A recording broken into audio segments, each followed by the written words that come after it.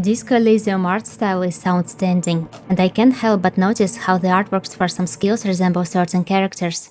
Half-Light, for instance, perfectly aligns with Kuno, which would definitely be Kuno's signature skill if we're talking game mechanics. Lil Bro is a manifestation of primal instinct, which half-lights Kuno's tendency to let the body take control and threaten people. Kuno's half-light value is fucking max! So during your initial encounter with the kid, your own half-light freaks out. Look at his shit-eating grin. Kill him. Kill him now. In this video, we'll explore our 24 skills and how they correspond to specific in-game characters, both in artistic resemblance and in how good they capture their essence. But first, let's put Kuno up here. He deserves the spotlight as our prime example. Kuno doesn't fucking care! Up next, Authority. While you're running around with your fritte bag, telling everyone that you're the law and demanding people's respect, real leaders have no need to establish authority. You know who I'm talking about. Titus Hardy of the Hardy Boys. Not only does his portrait evoke the same sense of control as the art of authority itself, but Titus' personality naturally represents that skill, as he intimidates the public and asserts himself. He is facing overwhelmingly superior firepower, and he knows it. Logic. To truly wield raw intellectual power, one must be physically equipped to do so. And who is more potent than the craniometric perfection by the name Measurehead? Not only does the artwork of Logic clearly betray his distinct mesomorphic features, the implication of that skill reflects Measurehead's essence in a grotesque irony. Being logical does not make one right. Measurehead is a mere thrall of his own pseudo-scientific beliefs that only restrain open-mindedness, regardless of the amount of heads you measure. Beliefs based solely on basic facts and logic resemble raw statistics, neglecting socio-economic preconditions and ultimately failing the reality check, all while remaining logical, chronological. Hell yeah. Hand-eye coordination is a deserter. He's always ready to take aim and fire, taking shots even if it's not the best approach. Well, best or not, considering that he once shot at that mercenary from such a distance, Grandpa still got it. It's reassuring to know that even with dementia you won't forget your signature skill. Empathy, the gateway to moralism, embodies the visage of Dolores Day herself, or the ideals of Delorean humanism are reinstating themselves in a righteous moral intern rule.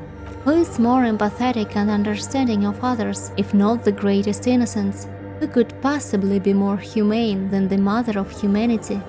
Empathy is a powerful tool, offering control in an ever-chaotic world. Don't just work your mirror neurons, make them work for you, so that everything remains normal on Earth. Rhetoric is a skill that introduces you to communism. Hence, it must be Krasmazov, and I present several arguments to support this assertion. First and foremost, while his portrait may not perfectly align with the art of rhetoric, one cannot deny the similarity in their color palettes. Besides, the positioning of those hands visibly resemble the antlers of the communist flag. Rhetoric's description states that it's cool for ideologues, conversationalists, would-be politicians. And Krasmazov encompassed all of these roles.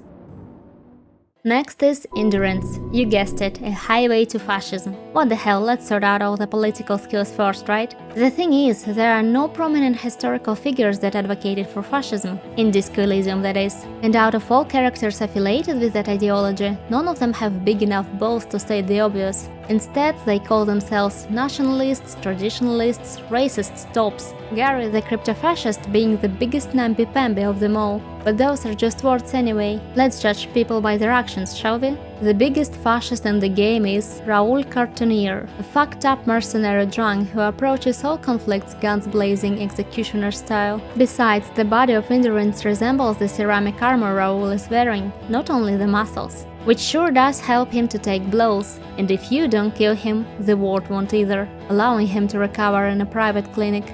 I guess one's health pool is really measured by the availability of health insurance, huh? Get lost, comedian.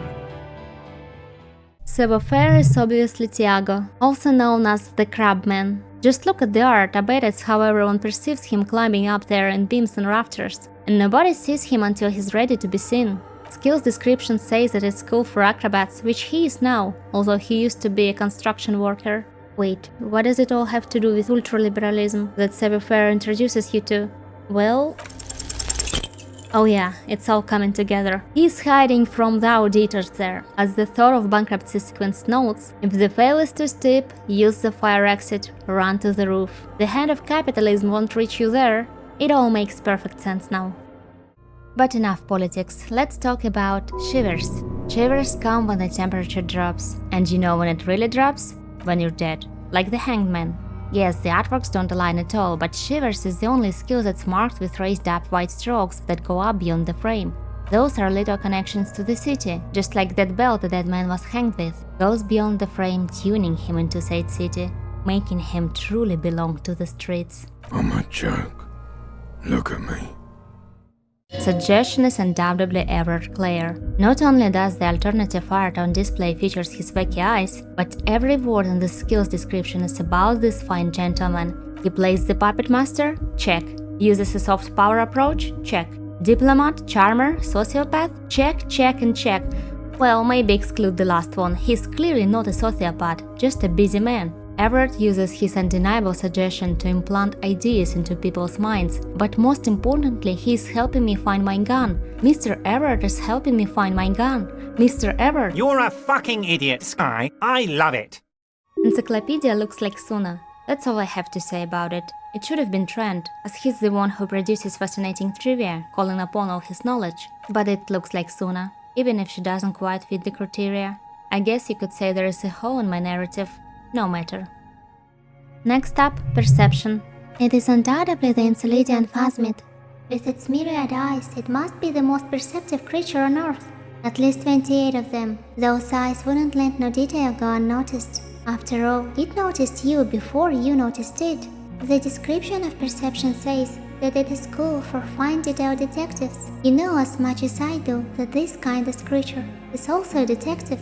Born to detect sucrose rewards in semiochemicals. To survive for so long while being hidden in plain sight, it must be very attentive to its surroundings. Perception is the art of not just seeing, but understanding the world around you. Please do not nitpick on artwork's discrepancies. Be open to the world, see beyond its veil. Phasmid is right here on this picture, protected by its mimicry camouflage. Can you see it now? I can see it. Hey, if you're still here, thank you for watching. I'll make a second video for the 12 remaining skills, so subscribe if you like such content, and let me know in the comments what you think about this topic. I rate everything. See ya!